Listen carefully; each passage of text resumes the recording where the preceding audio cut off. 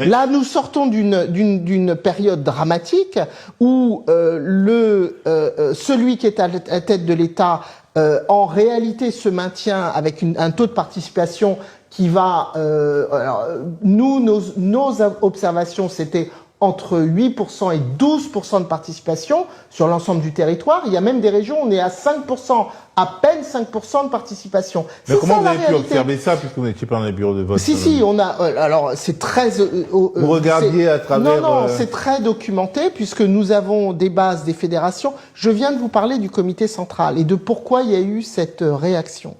C'est que dans nos bases militantes qui sont partout, avec des fédéraux, des secrétaires de base, des secrétaires généraux de section, de base, et vraiment dans les localités, beaucoup de nos camarades ont subi des pressions, ne sont plus chez eux, ont dû quitter leur domicile, ont dû partir, se réfugier chez des amis, etc. C'est ça la réalité. Et ces gens-là sont dans les villages, donc ont vu comment se passaient les élections.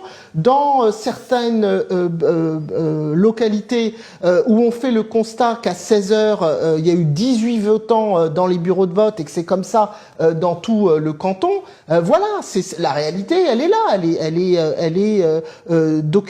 Je ne vais pas prendre la liste de tout village par village ou département par département, l'ensemble des observations qui nous ont été remontées. Est-ce que justement ce paradigme